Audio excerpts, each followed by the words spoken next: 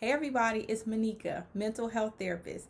In today's video, we're going to be talking about Doja Cat and her being canceled. And I've seen a lot of questions about whether or not her behaviors are because of a mental health condition. Should she go see a therapist? So I'm going to be giving my perspective on that. So if you're interested in this video, then please keep watching. I'm Monika Thomas, the founder and clinical social worker at Kindred Connections Therapy Center. I've been a social worker for over 12 years. I decided to do an entire YouTube channel on my journey from cubicle working social worker to successful entrepreneur. Welcome to my channel. So I've been seeing a lot of posts and reactions from people responding to Doja Cat being canceled on Twitter. But one particular video stood out to me, and it talked about her mental health condition and whether or not she should see a therapist and then being concerned. And I wanted to share a clip from one of the videos that I saw that spoke specifically about mental health. And the reason why this is so important is because the month of May is Mental Health Awareness Month. I think that it's important for those of us who are in the field of mental health or those of us who are social workers to be very particular about what we're looking at and what we're looking for when we talk about mental health conditions. So I want to first play a clip from the video and then I'll share my thoughts. She has a lot of issues, and I believe a lot of her issues stem from her father and her mother. Her mother, the way she speaks, the things that she jokes about, the things that she finds funny, the things that she gravitates towards, she basically embodies a white supremacist male. That's her mentality. She has the same mentality as a lot of these white supremacist males. That's the vibe I get from her. And when I first saw that video about her, where she was so upset about her hair texture, that told me a lot about how she really sees herself.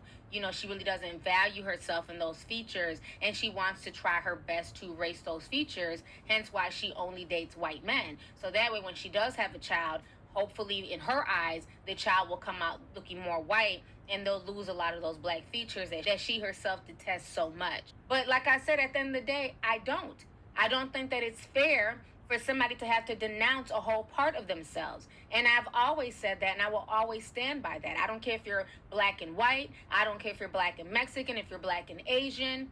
You are biracial, and there's nothing wrong with claiming both halves. There's nothing wrong with saying I'm biracial. There's nothing wrong with saying I'm half Asian, I'm half black, and and that's what it is. I don't consider myself black. I don't consider myself Asian. I consider myself both.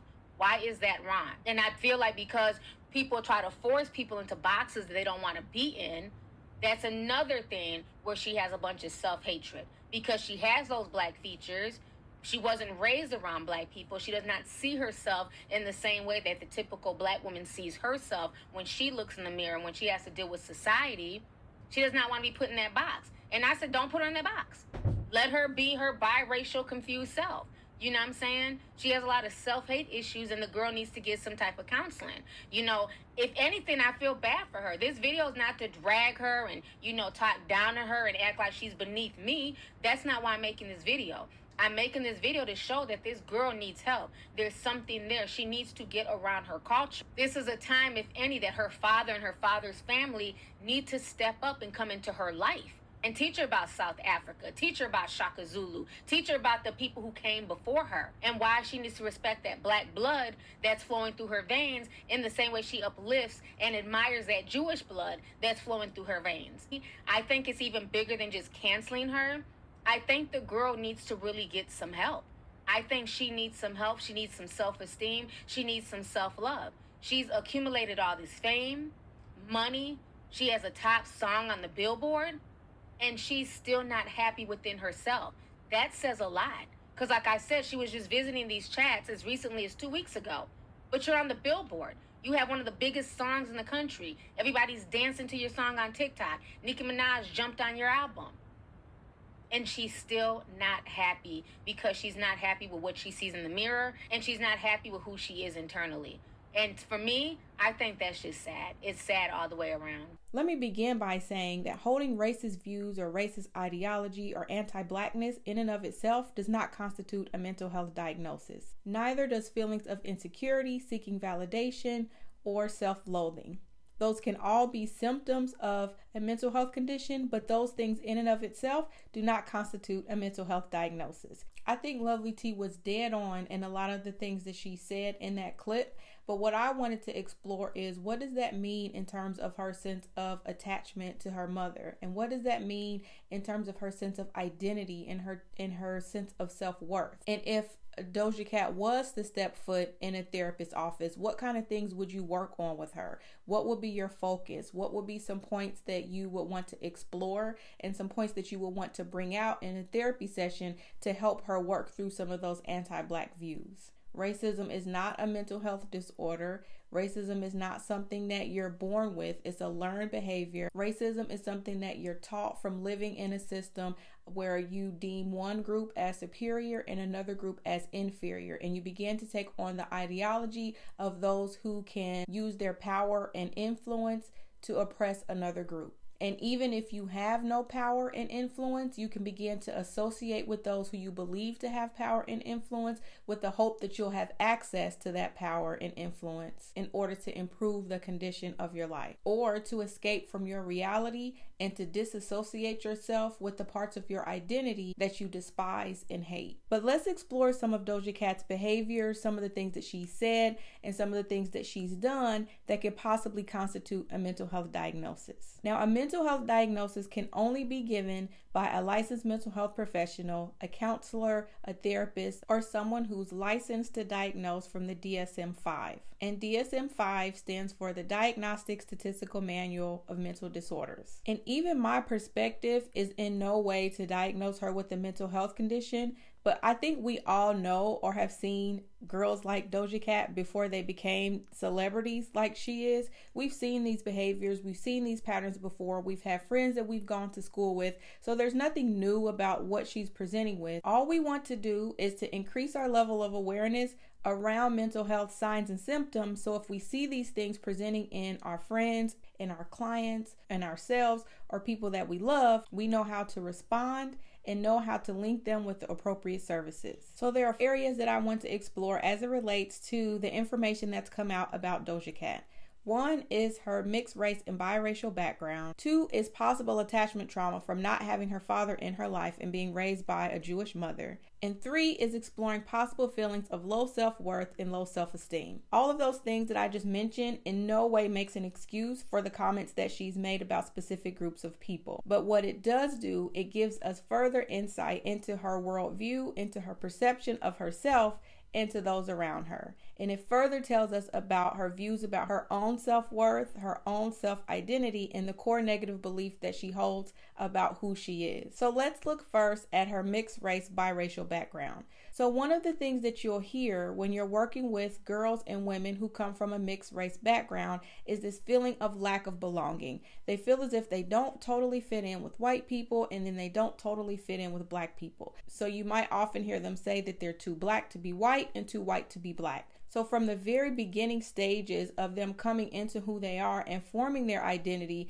they've not had a secure foundation in identifying with one particular group. This can manifest itself with a lot of confusion around how to show up in the world, how to speak, how to act, how to self-identify, who claims you, who doesn't claim you, who your in group is, who the out group is. So you find that there's always this confusion around your identity. And one of the ways that that can manifest is the wearing of these various identities. And not only is that a sign of creativity, but it can sometimes also be an indicator of not being grounded and rooted in the foundation of who you are. And the reason why that grounding is so important and that sense of identity is so important is because that identity is what gives you your sense of value, your sense of purpose. It's what grounds your beliefs in who you are, the things that are right, the things that are not right, the things that you stand up for, the things that you hold close. So all of this conversation around her Blackness and whether or not she has an allegiance or an alliance to Blackness or loyalty to Black people, that would have been determined at the very foundation of her development when her Black father was there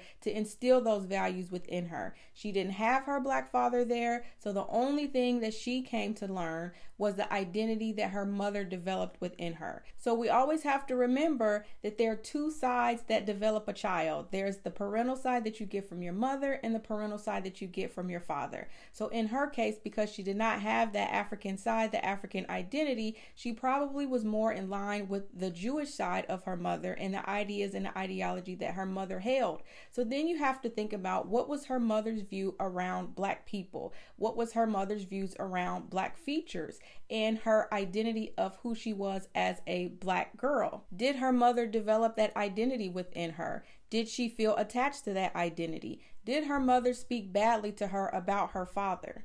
Did she develop a sense of self-worth that was even grounded in her Jewish identity? And if she lacked that cultural education and the cultural knowledge from her mother at a very early age, she would not grow up with an affinity or a loyalty to Black people, because she would have had no attachment to that culture, to the ideology, to the values, beliefs, and norms that comes with embracing African culture. And because having the father present is such a crucial part of the development for children, especially for girls, if she did not have the presence of her father there, we would have to further explore whether or not having her father there was a wound for her, an attachment trauma that started very early on. And although her mother was there in her life, we would also have to know what was the relationship that she had with her mother. If the relationship was very distant, if because of her kinky hair, her mother did not embrace her kinky hair, she didn't tell her that her hair was beautiful or that she was beautiful or how to style her hair. We can see by some of the videos that came out,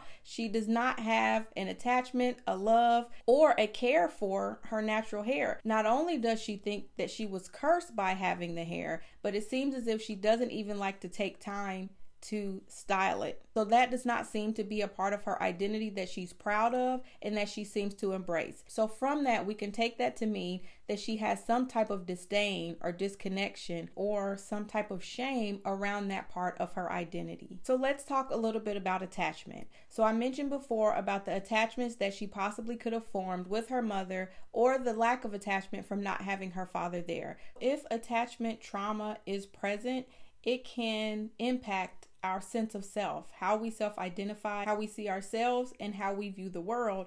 And it could make sense that we begin to self-identify with those who we perceive to have more value, i.e. white people, i.e. white men, and we begin to see ourselves as a reflection of the view that they have of us, because we've not developed a strong foundation of who we are as an individual. So our identity solely becomes about the view and perception of the outside world, because we have more of a hollow and underdeveloped sense of self. And when our sense of self and our identity isn't fully developed by our mother or our father, we begin to develop core negative beliefs about who we are, what we deserve, what we'll tolerate, and what we expect. And oftentimes these core beliefs are very negative, they're self-directed. So when you watch the video of Doja Cat talking about her hair, you can see those internalized core beliefs coming out for the world to see on display. So even though in and of itself these aren't mental health diagnoses, what can result from that are feelings of shame, feelings of disgust, feelings of contempt of yourself and the physical features that represent those parts of you that you've not fully embraced. It can also come with feelings and thoughts of embarrassment, wanting to hide, not wanting people to see certain parts of you, or not feeling as if people will accept the parts of you that you've not yet accepted. And because you've not accepted those parts, then that's when you begin to seek that external validation in the hopes that someone will be able to boost your level of self-esteem, because you've not yet connected and identified with the beauty that resides in you. And because Doja Cat's father wasn't around, these would have been negative core beliefs that she would have developed by being raised from her mother. She could have begun to internalize feelings of her own self-worth because her father was not there, and feeling that he wasn't there, and then holding shame, feeling as if it had something to do with her, that maybe she wasn't good enough for her dad to be around, or it was something that she did to push him away. But it seems as if she had no relationship with her father. But we would have to further analyze and explore if she held those internal beliefs. But the degree to which she felt about herself, her self-esteem, her self-worth, and her value, those things would have been developed and nurtured from her mother. And the thing about the core negative beliefs that you hold, or the disgust or the contempt that you might hold around your physical features or around your hair texture, all of those things continue to evolve. You continue to devalue yourself. You continue to see the lack that is within you and your inability to do certain things. Now, this doesn't mean that you hold this view about everything related to your life. It could just be around one specific thing. So for Doja Cat's example, she might have the highest level of self-esteem and self-worth and value as it relates to herself as an artist, as a creator, as a singer. But in terms of her cultural identity and her physical features, she could have a diminished sense of value and a diminished sense of self-worth. So even though you hold these ideas about yourself, it's not the fullness of who you are. It's sometimes one aspect of yourself that you've not fully embraced, or one aspect of yourself that you wish was different or that you wish you could change. Also related to the attachment trauma, we would have to explore whether or not an actual trauma existed. If there were any points in time where Doja Cat felt that her needs weren't being met, did she have a detached or disconnected relationship with her mother? Was her mother able to nurture her and care for her? We would have to know, how did her mother love on her? How did her mother care for her? How did her mother bring her in when she was sad, or when she was going through a hard time and needed someone to talk to? All of those things would have developed her ability to connect with other people in very intimate, authentic, and vulnerable ways. So we would have to think about the core messaging that she received from her mother, the way in which her mother valued her, or that she spoke highly of her, or she congratulated her, or told her that your song sounds beautiful, or your voice sounds beautiful, or your hair looks great today.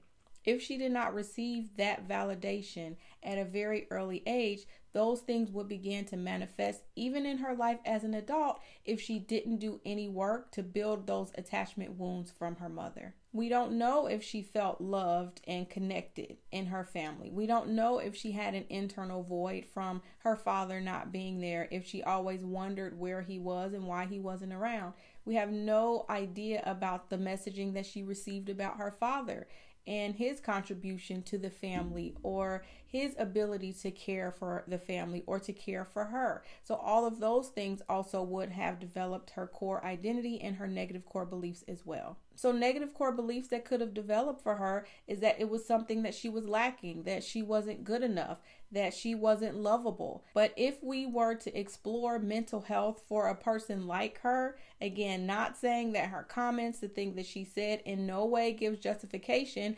for if a mental health condition is present, but what we're looking at are the behaviors and patterns that could have been present if she did suffer from a mental health condition. So the last thing I wanted to talk about was the feelings of self-worth and self-loathing. We talked about that a little bit with her hair, but I think there are some other indicators that we have that she might have a devaluing sense of self-worth, and her self-esteem might not be the highest. A couple of indicators for that was when she talked about smoking a pack of cigarettes a day. She mentioned that she used to smoke 10 blunts a day. So when people smoke that often, that can sometimes be a red flag to say, are they detaching? Are they deflecting? Are they trying to numb and disconnect from a feeling that they don't want to experience? We would also have to figure out, when did she begin smoking? Did she start smoking when she was a teenager? Did she start smoking when she was in high school? And what led to her wanting to smoke? And then how did smoking 1 cigarette a day evolve to 1 pack a day plus 10 blunts a day? So for now, what I've seen in her, we don't have any reason as to why she started smoking or how old she was when she started and what triggered it, but we do know that she eventually stopped when she wanted to become serious about becoming a singer. So if you were friends with a person like Doja Cat, there would be certain behaviors that will probably raise a red flag to you. Some of those behaviors might be this kind of aloofness to life, kind of the spontaneity, being very impulsive, not thinking things through, doing whatever you want, sometimes with no thought about the consequence that that will incur to people around you and to larger cultural groups. So you will see this lack of self-awareness, sometimes this lack of empathy. Not saying that she's an empathetic person, but you would see that, again, this aloofness where I can kind of say what I want, I can do what I want. It's just a joke. joke, I'm just playing. So kind of like this flippant behavior where there's no regard for how the things that she says would make someone feel, or everything is played off as a joke, or it wasn't meant to be taken serious. So all of those things can show an inability of wanting to be accountable for your actions, the things that you say, and the degree to which you can hurt other people. So one of the other things that if you have a friend like Doja Cat that you will want to pay attention to is whether or not they are very, very hard on themselves, if they give themselves a hard time, if they speak very negatively about themselves, if they're always talking about how they could look better or something that they're going to change about themselves, or they're always asking for external validation, someone's opinion about what they're doing, how they should feel, how they should think, what the other person said about them. And even though they might say that they don't care about what other people think, you'll sometimes notice that they'll say that they don't care, but their behaviors don't reflect the fact that they're not impacted in some way. So you may notice a level of insecurity in this person where other people's opinion does hold weight and value, but there's this fear of vulnerability of wanting to admit to the fact that they actually have been hurt and they actually are in pain. So if someone like Doja Cat does have a low sense of self-worth, is an insecure person, or does lack self-esteem, one of the mental health conditions that would be indicative of is depression, a form of depression, because with depression comes a low sense of self-worth or low self-esteem. So again, if you have a friend who you see certain characteristics like what you've seen of Doja Cat, you might want to explore whether or not they struggle with not just self-loathing, but sometimes disconnection and detachment from others, a feeling of a lack of self-worth, a feeling of hopelessness and helplessness. If you notice a change in their eating patterns or sleeping patterns, all of those things could be an indicator that someone could be struggling with depression. People who struggle with depression sometimes are very self-critical. They don't think very highly of themselves, and they don't always have a high sense of self-efficacy, meaning their ability to believe that they have it within themselves to accomplish certain tasks or to do certain things. Another way that depression could present itself is if in her childhood relationship with her mother, if she was criticized or critiqued a lot, if she was told that she was no good, that everything that she did, there was something wrong with it, where she was always striving to gain the approval of her mother, but she could never get it. And then those feelings of unworthiness or perfectionist began to develop. That could evolve into depression because you began to develop this identity of nothing that I do is ever good enough. So in your effort to strive, you never meet the mark. You are never able to please the person. Everything you do is always falling short. Even when you give your all, it's still not good enough. So that's another aspect that we would need to explore as it relates to a mental health diagnosis. And it wouldn't just have to have been her mother where she received those messages from. It could have been her peers. It could have been her siblings, teachers.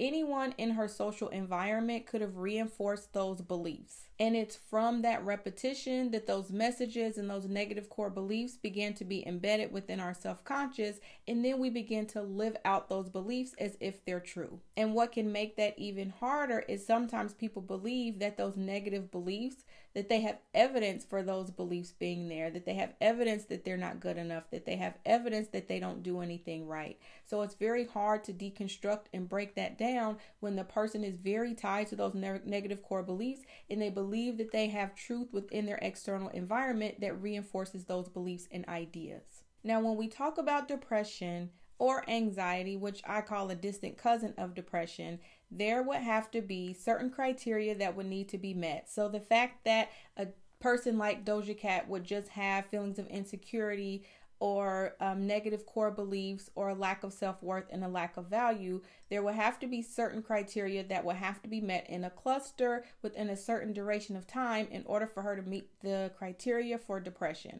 So just those isolated feelings alone in and of themselves would not constitute, again, a mental health disorder. But if a mental health condition was present, there would be 4 things that we will want to be looking for. We will want to be looking for frequency, intensity, duration, and onset. Once we look at those 4 things and match that up with the criteria of a mental health diagnosis, then that can give us justification for whether or not a person is just having difficulty in their life at the time, or if they meet full criteria for a mental health disorder. I hope you found this video helpful. If you did, please like, subscribe, or share it.